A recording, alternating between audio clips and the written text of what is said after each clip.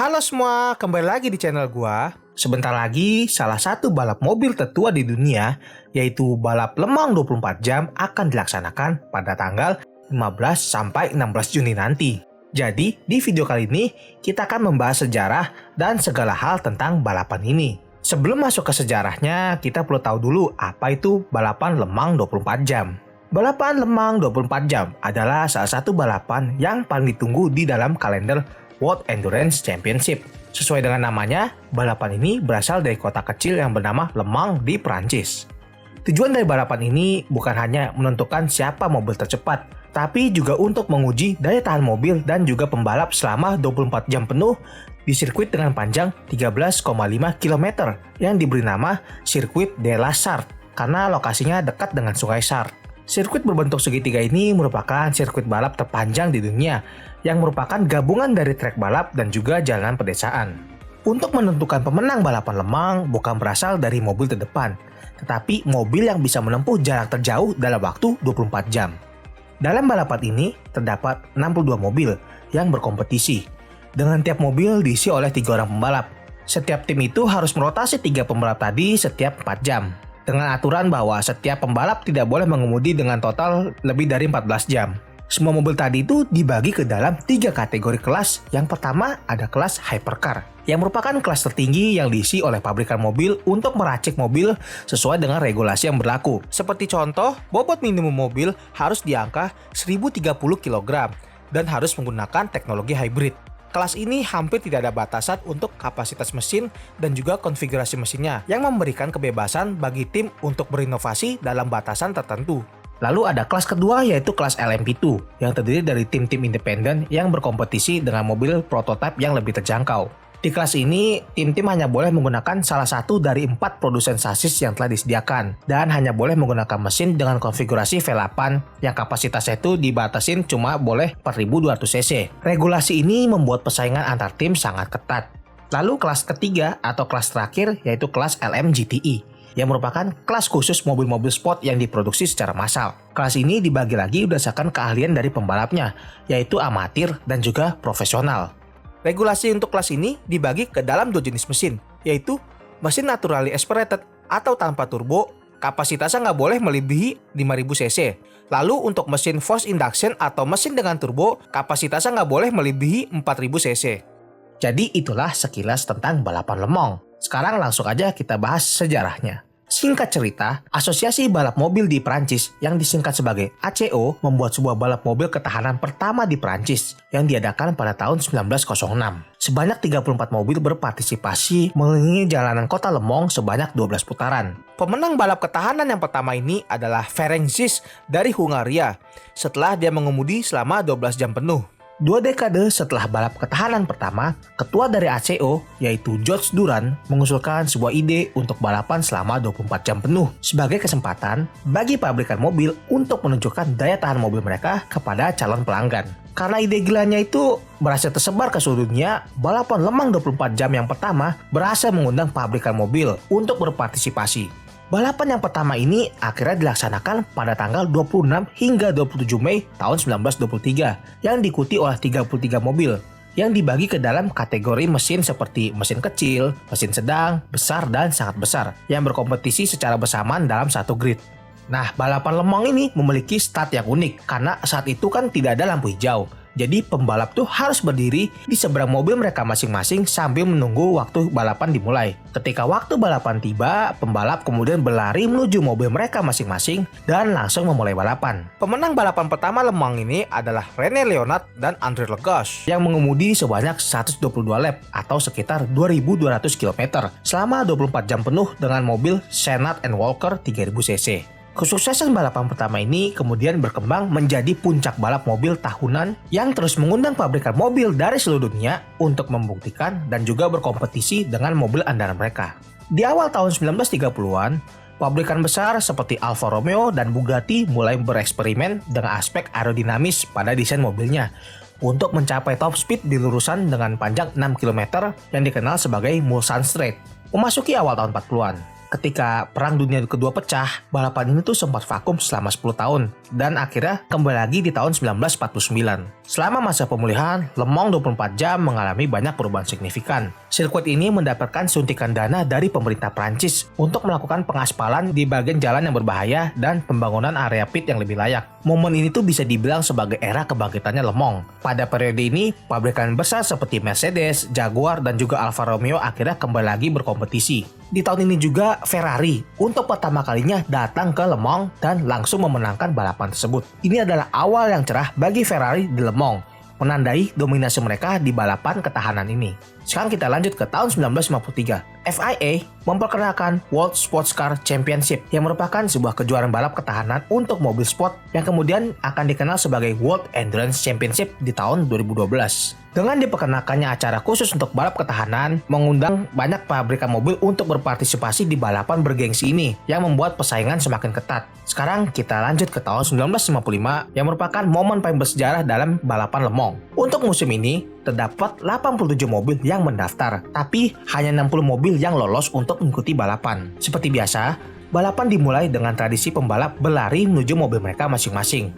2,5 jam setelah balapan dimulai, pembalap Jaguar yaitu Mike Hawthorne yang sedang memimpin mendadak masuk ke pit. Tindakan ini membuat pembalap di belakangnya yaitu Lance McLaren dari Austin terpaksa mengerem mendadak dan berpindah jalur. Manuver mendadak ini membuat Pierre Lefevere yang berada tepat di belakang McLaren akhirnya menabrak bagian belakang mobil McLaren yang seketika membuat Pierre yang sedang mengemudikan Mercedes 300 SLR akhirnya terpentar dan terguling-guling ke arah penonton. Kejadian ini menewaskan 83 orang termasuk Pierre sendiri. Meskipun telah terjadi tragedi, balapan itu tetap dilanjutkan dan akhirnya dimenangkan oleh Mike Hawthorne dari tim Jaguar. Dampak tragedi ini sangat besar bagi tim Mercedes yang membuat mereka memutuskan untuk keluar dari semua balap mobil termasuk Le Mans.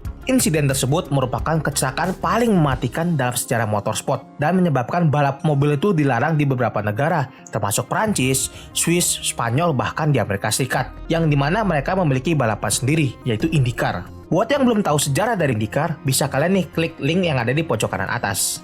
Oke, sekarang kita balik lagi. Setelah musim Le Mans tahun 1955 telah usai, ACO selaku penyelenggara mulai berbenah terhadap bentuk sirkuit, seperti memperbanyak chicane sebagai jalur deselerasi sebelum masuk ke pit, memindahkan area tribun penonton ke tempat yang lebih aman, dan memasang lebih banyak tembok pembatas yang tinggi untuk menghindari kejadian yang serupa. Walaupun bayang-bayang insiden tragis itu masih berbekas, Le Mans masih menjadi balapan paling diminati, khususnya di awal tahun 60-an. Inovasi untuk meningkatkan keselamatan bagi pembalap dan juga penonton mulai diberlakukan, seperti merubah bentuk mobil balap yang sebelumnya itu tanpa atap atau model roadster, sekarang itu wajib memiliki kokpit tertutup. Ferrari berhasil mendominasi era Le Mans dari awal tahun 1960-an sampai tahun 1965 dengan mobil ikoniknya yaitu Ferrari 250P dan 330P yang semakin menunjukkan jati diri Ferrari sebagai juara di dunia balap. Suksesan mereka ini berhasil menarik perhatian salah satu pabrik otomotif yang sedang berjaya di Amerika, yaitu Ford. Ya intinya panjang lah cerita antara Ford dan Ferrari ini sampai dibikin filmnya sendiri. Tapi pada akhirnya Ford itu berhasil memutus dominasi Ferrari di Le Mans untuk musim tahun 1966 dengan finish di posisi 1, 2, dan 3 dengan mobil legendarisnya yaitu Ford GT40 yang merupakan hasil kerjasama antara Ford dan juga Carroll Shelby. Buat yang belum tahu sejarah dari mobil GT40 ini yang bisa kalian tonton juga dengan klik link di pojok kanan atas ya. Nah, dominasi Ford itu berlanjut sampai ke awal tahun 70-an, hingga akhirnya mereka dikalahkan oleh Porsche. Memasuki tahun 70-an, tahun di mana mobil-mobil di Le Mans semakin kencang karena diperkenakannya kelas khusus mobil prototipe sebagai kelas tertinggi di atas kelasnya mobil sport massal. Mobil prototipe ini dirancang khusus untuk balapan, tanpa harus memenuhi persyaratan homologasi yang berlaku untuk mobil sport produksi massal. Aspek ini tuh memungkinkan inovasi yang lebih besar dalam desain dan juga teknologi, yang bisa menghasilkan performa dan kecepatan yang lebih tinggi. Era ini ditandai dengan dominasi Porsche yang menggunakan mobil prototipe mereka yaitu Porsche 917 yang diperkenalkan pada tahun 1969. Mobil ini tuh langsung memenangkan balapan untuk musim 1970. Porsche 917 menjadi mobil ikonik dengan mesin boxer 12 silinder yang berkapasitas 4.500 cc yang dapat menghasilkan lebih dari 600 tenaga kuda. Gak heran, mobil ini tuh mampu mencapai kecepatan maksimal di angka 362 km per jam ketika melintas di Mulsanne Street. Dengan kecepatan yang semakin tinggi, sirkuit Le Mans mengalami beberapa perubahan signifikan. Salah satu perubahan terbesar adalah penghapusan tradisi start berlari yang sekarang digantikan dengan rolling start demi mengurangi resiko kecelakaan saat pembalap berlari menuju mobil mereka. Selain itu, chicane ditambahkan di area Mulsanne Straight untuk mengurangi kecepatan mobil. Memasuki tahun 80-an, tahun di mana terjadi perubahan regulasi besar-besaran. ACO dan juga FIA selaku penyelenggara menetapkan kelas grup C bagi mobil prototipe yang berkompetisi, yang mengedepankan efisiensi bahan bakar. Regulasi baru ini memaksa pabrikan untuk membuat mobil yang fokus pada aerodinamika dan juga desain mesin, agar dapat mencapai kecepatan tinggi dengan konsumsi bahan bakar yang minimal. Beberapa mobil terkenal yang muncul dari era ini adalah Porsche 956 dan juga Porsche 962 yang mendominasi Le Mans di sepanjang tahun 80-an.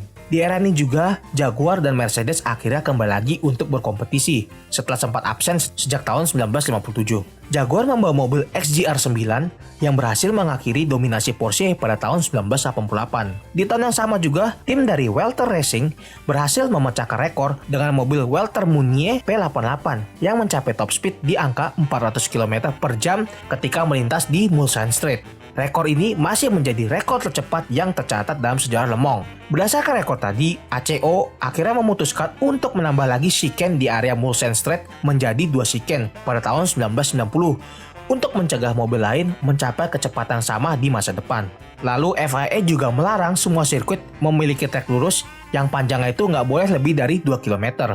Memasuki tahun 90-an, tahun dimana banyaknya kejadian ikonik dalam Le Mans. Seperti contoh di tahun 1991, kemenangan pertama bagi tim Mazda Speed dengan mobil ikoniknya yaitu Mazda 787 sebagai tim Jepang pertama dan mobil rotary pertama yang memenangkan Le Mans sampai sekarang. Kemudian kembalinya dominasi Porsche dengan mobil Dauer 962 yang berhasil memenangkan musim 1994 karena mereka berhasil memanipulasi celah regulasi dengan menyatakan bahwa mobil yang mereka gunakan merupakan mobil produksi terbatas, bukan sebuah mobil prototipe balap. Lalu kejadian terakhir yaitu insiden Mercedes terbang pada tahun 1999. Mobil Mercedes CLR mengalami insiden 3 kali ketika melintas di area Mulsanne Straight saat sesi latihan, pemanasan, dan juga sesi balapan. Penyebab terbangnya Mercedes ini karena adanya kesalahan di bagian aerodinamika yang membuat Mercedes itu harus mundur lagi dari kompetisi Le Mans dan juga balap ketahanan lainnya.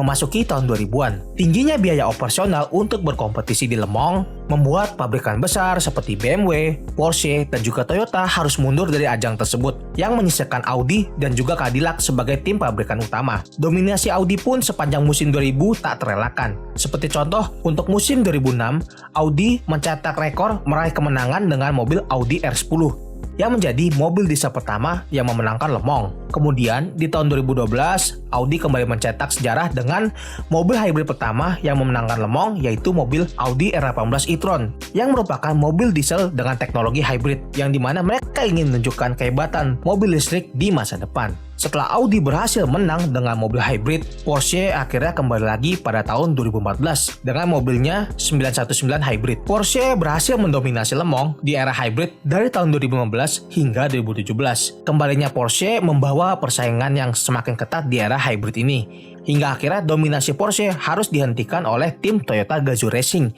yang meraih kemenangan pertamanya pada musim 2018 dengan mobil mereka yaitu TS050. Toyota akhirnya bisa menang setelah kembali ke Le Mans di tahun 2012.